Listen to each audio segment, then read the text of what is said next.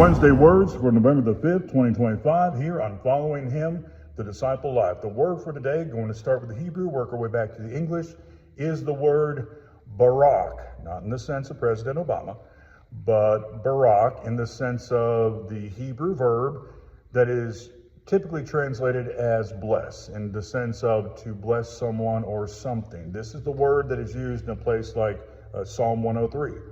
Bless the Lord, O my soul, and all that is within me, bless his holy name. Bless the Lord, O my soul, and forget not all his benefits. And that's verses 1 and 2 of Psalm 103. Now, this might present a little bit of a confusion at first for some, because we understand God blessing us.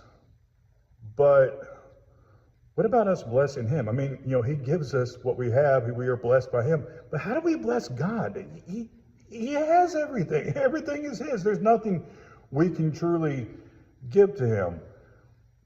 It's helpful to understand that the word translated as to bless, it can also be translated as to kneel. It's used that way in Genesis 24, verse 11, talk about some camels kneeling near a well of water, by a well of water there. That's a form of the word is used there, meaning very literally to kneel. So the word can be translated as to kneel. It shares a root with the Hebrew word for knee. So when you think of it that way, talk about us blessing God, well, yeah, we kneel to God. We humble ourselves to him, we worship him. And then that might present some confusion going the other way. It's like, okay, well, that makes sense because it can mean to kneel, but wait a second. God doesn't kneel to us. Well, think that one through a second. In John 13, God in the flesh definitely would have had to kneel down to his disciples to wash their feet. And also think of it this way. You have a parent with a child, and the child falls, and the parent might stoop down to help the child up, to soothe the child, might get down on the child's level. Talk about, maybe getting down on one knee to talk to a small child, that you communicate with them on their level, visually, instead of just hovering over them.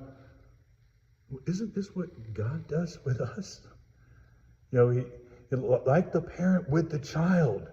Yeah, that child can't give anything to the parent. They can't provide the parent.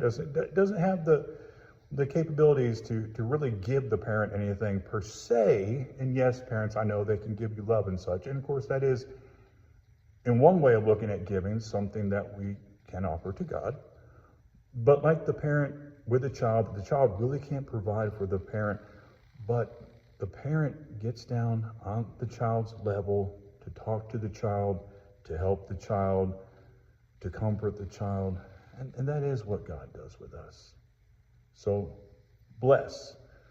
It can mean to kneel. And when you understand that, you understand the imagery, you can see how the word can be used to talk about God blessing us, but then also us blessing him. You have a great day, and shalom.